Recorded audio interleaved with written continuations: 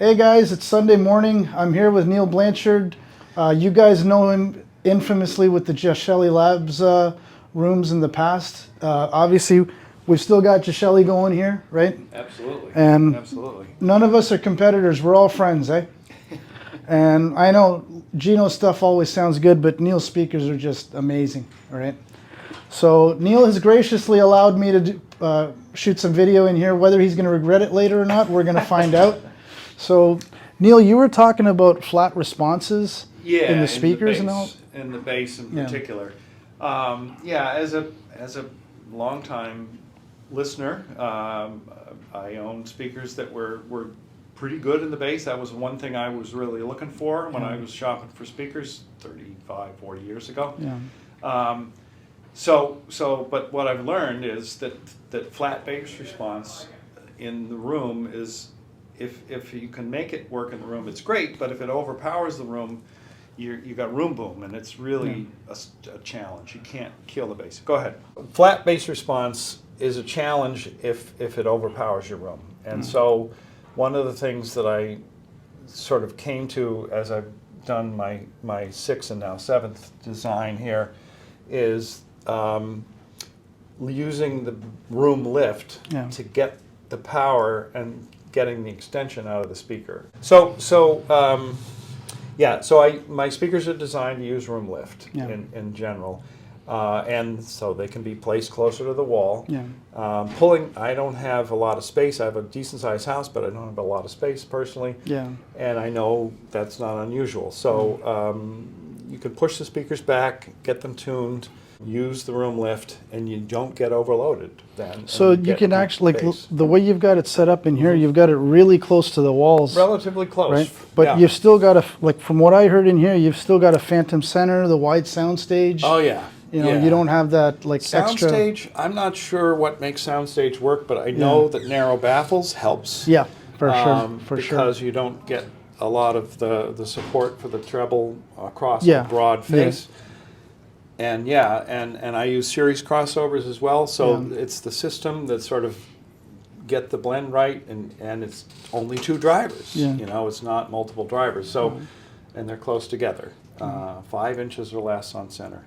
So the imaging happens, I think, more because of those reasons, and having the bass be continuous out of the same driver that's doing the mid-range. That helps with the imaging too. And the cool thing is, with your speakers, what I noticed was you're not quote unquote cheating with a side firing driver.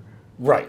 You use it as transmission line. Mass loaded transmission line. There we go. If you can see the logo up here, or these small right there. ones, this blue, that's my original speaker. These are tall versions of that, basically the same configuration. Nice. It's more like an instrument. It's more like a pipe organ or a trombone or a saxophone or an oboe. It's got the driver instead of the reed or the mouthpiece, and it's a column of air that's activating. And I love the quote. I'll credit him. Harley Lovegrove. Says, I remember when you mentioned it to me. An oboe has a double reed about the size of your fingernail, your pinky fingernail. And yet it can fill a symphony hall, the sound, the bass coming out of that. So it's not the size that matters. In fact, having small means lower mass. It means it moves quicker, it stops quicker. Right. And then the mid-range is better as well. So for all those reasons. So is it cool for me to mention that you're looking at a similar driver to what Harley's using on his? In a future Okay, so it's cool to talk about it. Okay. I'm using I'll be using a retail version of something similar to what's in their Model 1, they're calling it. And with your finishes, like the natural finish looks super, super cool. But I mean, I've seen it at the shows. Sometimes you almost do any color you like, so long as you want to pay for it. it's for expediency. Of course. I just want it to be simple. I use Baltic birch mainly to avoid MDF dust. Right. Formaldehyde is not fun. No. And it looks nicer, and it's a lot cleaner. I can just quickly oil it, sand it, and make it work. Nice. Customers are free to veneer it, paint it. I've got photos of dozens and dozens of customer builds that are each, different and unique and gorgeous. And the equipment that you're driving it with, I want to talk a little bit about it real quick. So, based on what you told me on Thursday, these are Gino's new monoblocks, and that's his new phono preamp. Sorry, the monoblocks are very close to being announced. They're going to finalize them on in a couple of weeks at Capitol Audio Fest. The Z block is what they're called. They're I think they're quoting at 220 watts into 8. It's a Class AB amplifier, fully balanced, and has single-ended inputs as well. And the Giuseppe, I have a hard time with that name because of my... You're not Italian. Well, I won't go into the reason, but anyway, this is pre-production. They have developed it a fair bit beyond what's here. It's got a phono stage. Yeah. I'm using it in Unity mode, which is the best sounding mode. If you don't need the gain, right? And my speakers don't. Oh, I should say, the Super Towers here are 94 dB sensitive. Oh, nice. And the Tower 4T4s are 86 dB. So sort of average and then higher than average, I would say. So Unity mode works fine for both of these. Nice. And so that's the preamp. Discontinued Daisy, but there's a new model with essentially the same architecture called the Torque, T-O-R-C. Okay. That's coming. It'll also have its own internal power supply. Nice. And it's the same size physically on the front, at least, as these amps. Nice. So matches with those. Very cool. Yep. The surprise for me when I first did my couple of transmission lines is that you expect good bass, or you hope for good bass. Yeah. But what I got too in the mid-range was very surprising, and some reviewers of my speakers have said the same thing. Yeah. It's a small driver. Yeah. And the cabinet, because it's open on the end, it's essentially a column of air. Yeah.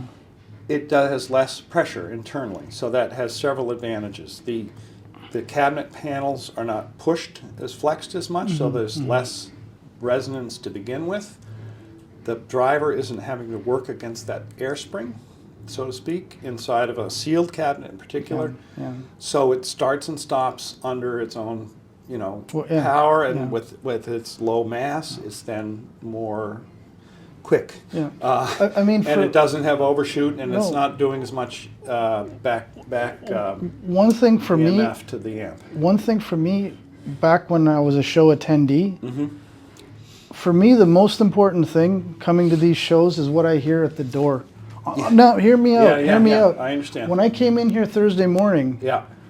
I was like blown away, and the first thing I heard was the mid-range. Yeah. No, all bullshitting aside, yeah. the first thing I heard in here was the mid-range. Yeah. Regardless of the sweet spot and being that guy and all that, right? Yeah. And I was like, but it's you every time, man. Yeah. Every time, every show, every time. So I obviously True. the phrase is more from less, or there's got to be a better way to put it. But basically, if you're getting the bass out of a smaller driver, then you're also getting the mid-range from that smaller driver, because smaller is, I mean, the ideal mid-range is somewhere between these two, you know.